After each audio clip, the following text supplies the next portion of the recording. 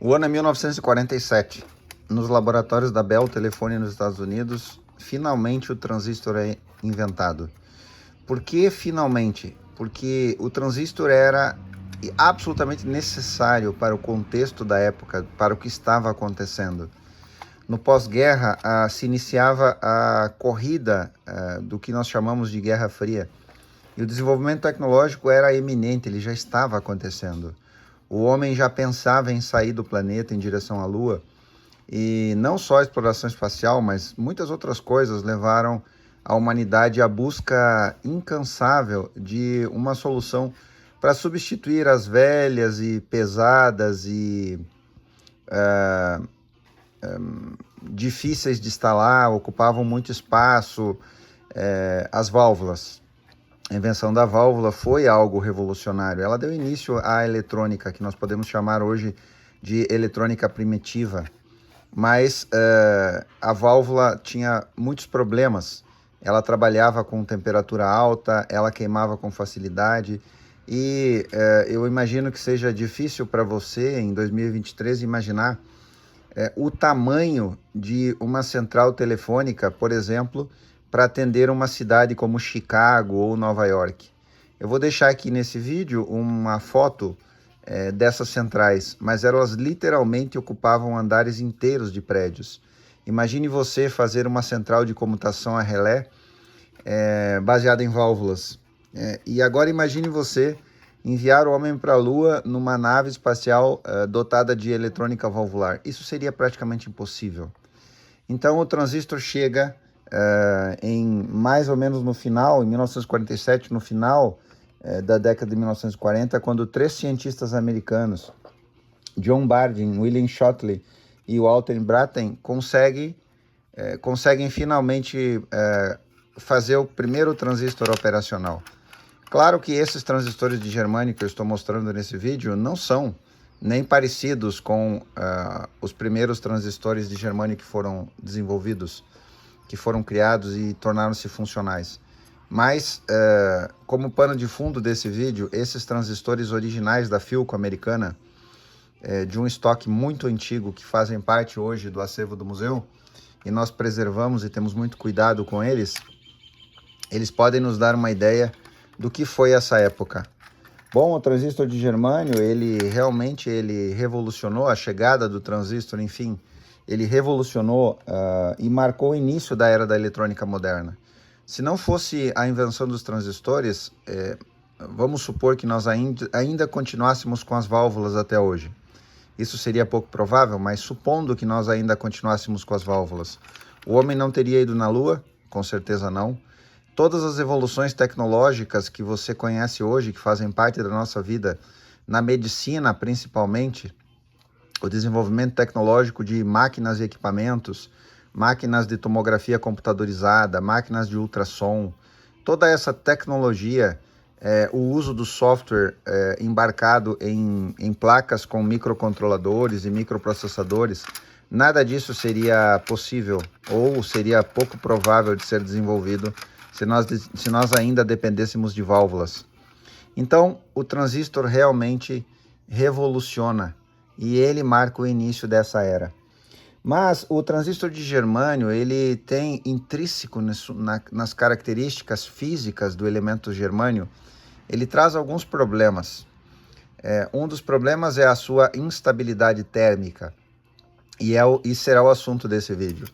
Nós faremos próximos vídeos, eu já prometi isso aqui no canal, nós faremos mais vídeos falando sobre a tecnologia do germânio, como ele foi criado, como os transistores eram montados e os problemas que são inerentes ao germânio por si só. Mas nesse vídeo especificamente, eu quero mostrar para vocês um efeito que se chama disparo térmico, que é um dos problemas que o transistor de germânio tem.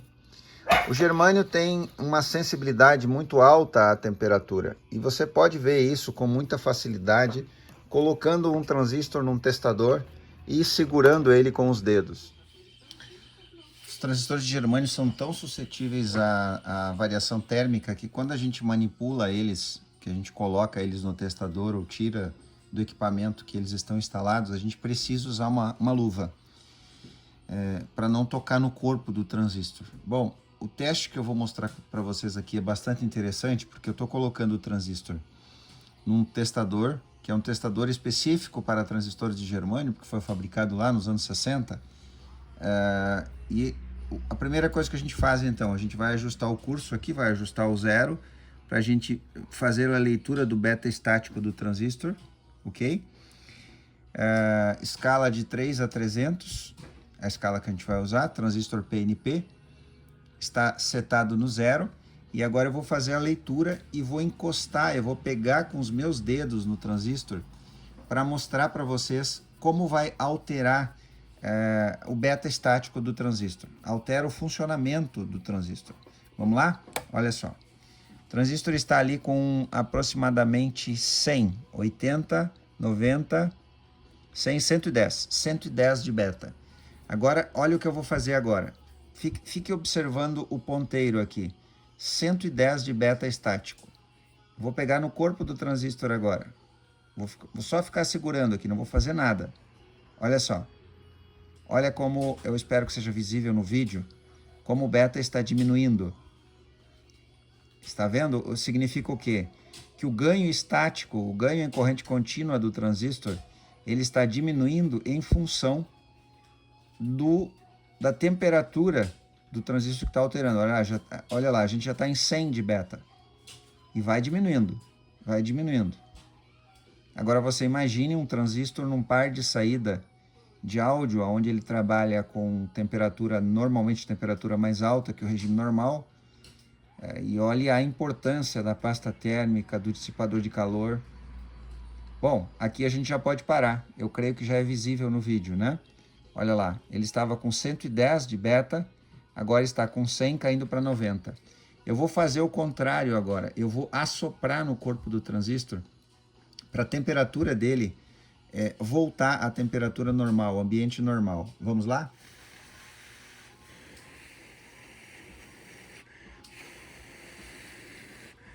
Eu estou assoprando no transistor.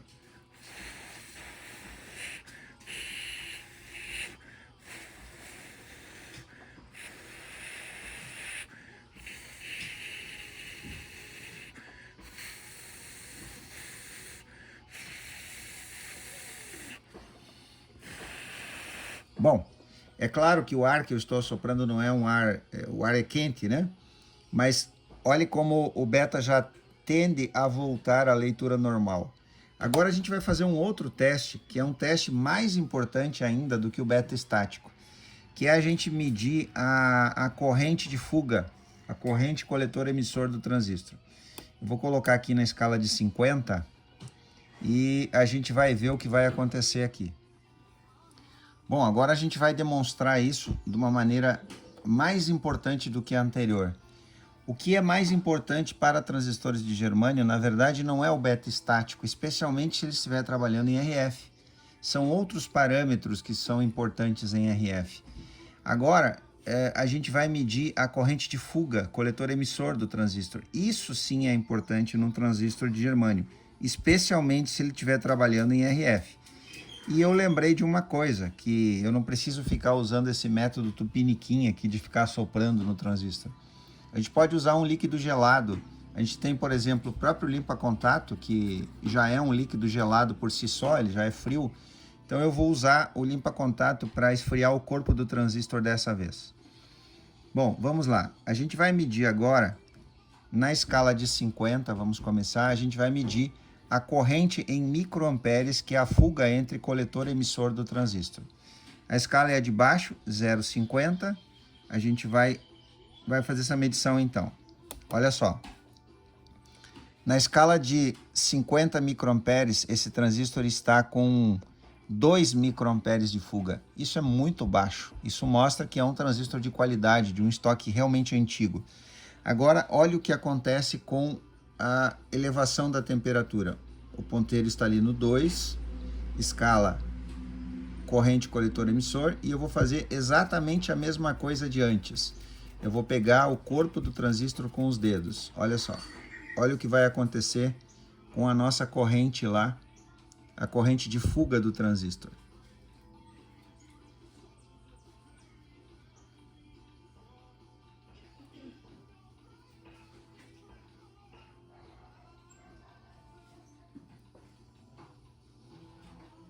Olha onde a gente já está, em 5 microamperes. A corrente de fuga de 2 saltou para 5 microamperes só pegando no corpo do transistor. Isso é mais que o dobro do que a corrente de fuga que a gente tinha antes de aumentar a temperatura com os dedos, que não é um aumento muito significativo desta temperatura. Isso a gente deixa claro que o disparo térmico e o aumento de temperatura são muito problemáticos em transistores de germânio. Essa é uma etapa de saída de áudio clássica, no seu estado praticamente original. Aqui os transistores originais, aqui são transistores que a gente já substituiu, aqui a gente tem o pré, aqui o driver, aqui o transistor que na verdade está na função de diodo, que serve para estabilizar a corrente aqui, exatamente essa estabilização de corrente que é fundamental. Aqui os transistores, e aqui a gente tinha originalmente então os dissipadores de calor, que ficavam nessa posição, um para cada transistor. Esse circuito está com defeito, nós temos um defeito aqui que está causando o disparo térmico. E eu vou demonstrar para vocês agora esse defeito e a busca e solução desse problema. Mas antes, vale a gente dar uma olhada no circuito desse aparelho. Aqui o nosso pré, T11, o nosso driver T12, o diodo aqui então que está trabalhando nessa função de estabilização dessa corrente aqui, ou estabilização térmica, né, do par de saída. Aqui no caso, por exemplo, do B481, a gente encontra o transistor ligado com coletor e emissor nas bases, fazendo essa função. Nessa configuração, nós temos um diodo aqui, um transistor trabalhando como um diodo, igualmente de germânio. E olha o que acontece aqui. A tensão do mais B, 9,18 volts, é injetada nos emissores dos dois transistores, eles estão ligados juntos, e os coletores dos transistores estão indo à massa através do enrolamento do nosso transformador de saída de áudio. O sinal de áudio que chega lá dos outros estágios do aparelho vai ser amplificado pelo nosso pré-amplificador, vai ser impulsionado pelo nosso driver, que vai romper aqui essa isolação galvânica do nosso transformador pré-amplificador, ou driver, e vai sair aqui no seu secundário. O semiciclo positivo vai sair por um lado e o semiciclo negativo vai sair pelo outro lado. E vai resultar num ganho que vai ser entregue no transformador de saída de áudio, que vai ser entregue no alto-falante. Então, praticamente o par de saída de áudio está com o mais B no emissor e a massa ao coletor. Uma vez polarizado, ele vai amplificar, ele vai fazer aquilo que se espera. O disparo térmico aqui vai causar um curto-circuito entre o coletor e o emissor do transistor. Notaram a importância quando eu mostrei que a nossa corrente de fuga coletor-emissor saltou de 2 microamperes para 5 microamperes apenas colocando as mãos no transistor? Então, o disparo térmico é isso. E vai chegar um ponto, se a gente não controlar esse disparo, que vai abrir a junção coletor-emissor. Vamos lá, eu vou demonstrar agora o que está acontecendo aqui usando a fonte de bancada e a corrente que esse circuito está drenando. Claro que a gente tem um defeito aqui. Eu vou localizar o defeito, provavelmente o par de saída está com defeito, ou esse diodo. Eu vou localizar o defeito, vou fazer a etapa de áudio funcionar, e aí a gente vai monitorar essa corrente que esse circuito está drenando a vazio, e a gente vai trabalhar de novo aqui, repetir o teste agora do disparo térmico usando as mãos, simplesmente usando as mãos, pegando no transistor e verificando qual é a corrente que o circuito está consumindo. Vamos lá?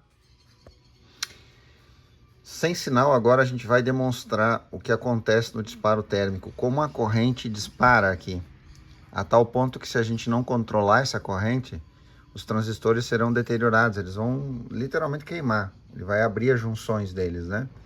Vamos ver então? Vamos ligar aqui. e enxergar o fenômeno acontecendo. Você vai observar especialmente aqui 9 volts e a corrente que está sendo drenada para alimentar. Nesse momento, a gente está só com a saída de áudio ligada, o resto do rádio está desligado.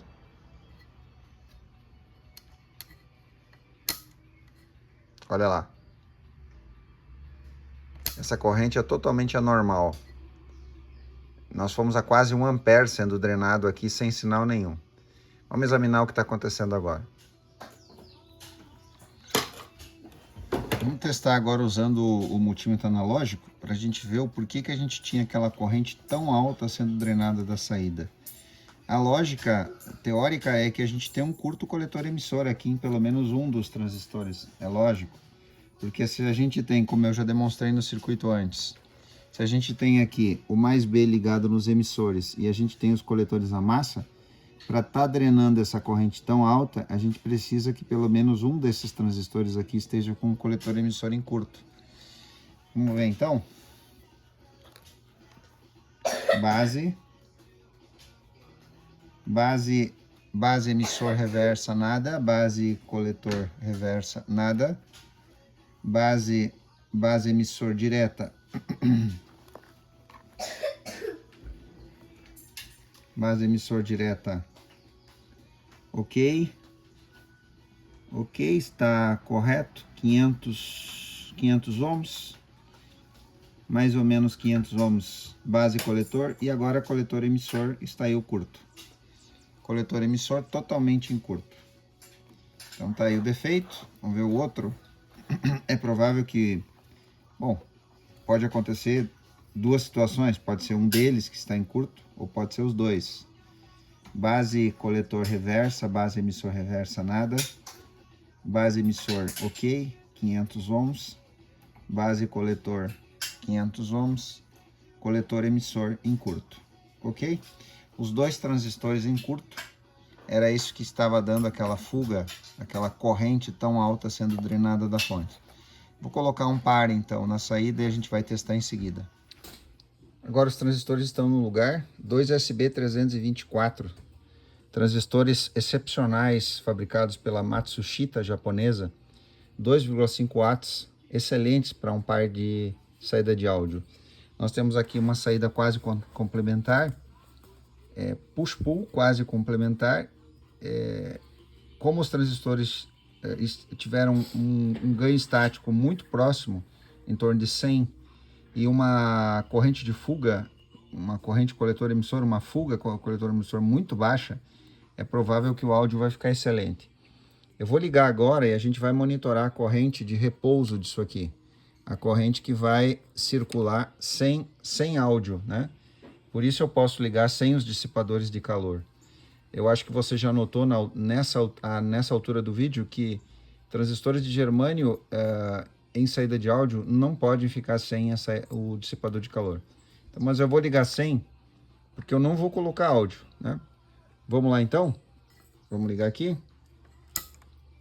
E agora a gente tem aí uma corrente a vazio, poderíamos dizer assim, né? Sem nenhum sinal, de 20 miliamperes. Isso é o normal.